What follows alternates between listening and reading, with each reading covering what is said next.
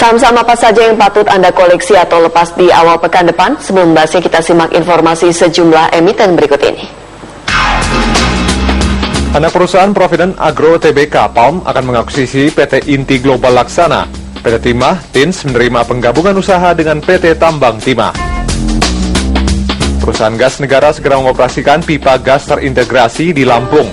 Sementara PT Pembangunan Perumahan PT PP menerbitkan surat utang jangka menengah Medium Term Notes ke-20 senilai 75 miliar rupiah. PT Taisho Pharmaceutical Indonesia Tbk SQBI mencatat kenaikan penjualan 10% tahun lalu. PT Merck Tbk akan membagikan dividen sebesar Rp6.250 per saham. Sementara Kalbe Farma KLBF menargetkan penjualan tahun ini tumbuh hingga 16%. Bank DBS akan mendanai XL Axiata $165 juta Amerika. Laba PT Kokoh Inti Arebama Koin naik 9,3% tahun lalu. Hak opsi saham baru Garuda Indonesia milik pemerintah tidak terserap sepenuhnya. PT Express Trasindo Utama Taksi akan menerbitkan obligasi senilai 1 triliun rupiah.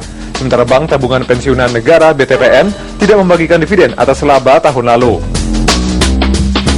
PT Bank Pembangunan Daerah Jawa Timur Tbk BJTM tahun lalu mencatat kenaikan laba bersih hampir 14% dengan penyaluran kredit tumbuh 19% dan tahun ini ditargetkan naik 25,5%. BJTM juga mulai memasuki segmen kredit mikro tahun ini.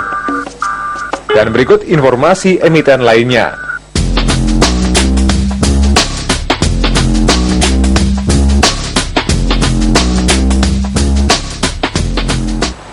Ya, baik Mbak Vivit, setelah info emiten tadi ini, kira-kira sentimen atau data apa yang patut dicermati oleh investor Senin esok?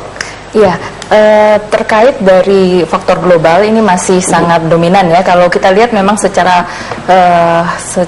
nyata terlihat bahwa fundamental dari domestic investor masih belum terlalu kuat gitu, sehingga faktor investor asing masih sangat mendominasi yang terjadi di bursa baik yang sebelumnya maupun yang akan ke depan ya. Ini masih belum ada faktor yang membuat fundamental dari investor kuat. Ini ada beberapa faktor. Kalau dari Cina ini kita masih memperhatikan karena baru-baru ini kembali Goldman Sachs menurunkan proyeksi pertumbuhan ekonomi Cina ya dari sebelumnya 7,6% menjadi 7,3% di tahun 2014. Sebelumnya ini adalah rekomendasi yang paling terakhir gitu ya dari perbankan. Sebelumnya juga Bank of Amerika, Merrill Lynch, Barclays dan Nomura juga menurunkan proyeksi pertumbuhan mereka untuk ekonomi Cina.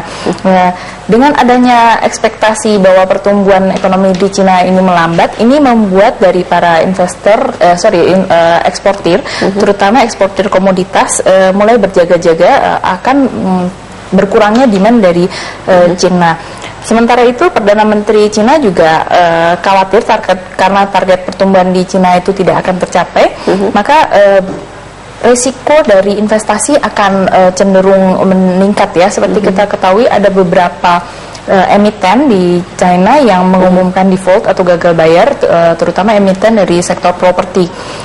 Begitu juga adanya perlambatan produksi dari industri juga membuat para eksportir atau supplier dari barang-barang mentah yang dibutuhkan oleh Cina mulai berjaga-jaga gitu ya. Nah, ini merupakan cukup signifikan. Satu hal lagi juga kita lihat adanya krisis geopolitik ya di Rusia. Geopolitik di Rusia yang melibatkan Amerika Serikat dengan Rusia kemarin juga sempat membuat khawatir dari para investor, terutama investor di Eropa, tapi perlahan agak mereda setelah Vladimir Putin menyatakan bahwa setelah kemarin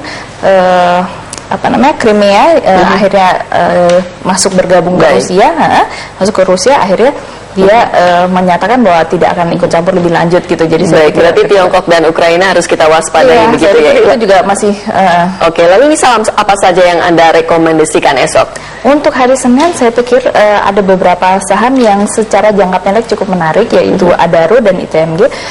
Untuk Adaro terutama sektor coal ini untuk jangka pendek cukup menarik karena kemarin pemerintah menyatakan membatalkan rencana untuk menaikkan royalti yang menjadi 13% 13,5% gitu ya, karena memang ada banyak keberatan, dan ini akan menggembirakan buat para pemegang IUP gitu ya, terutama seperti Adaro atau PTBA gitu.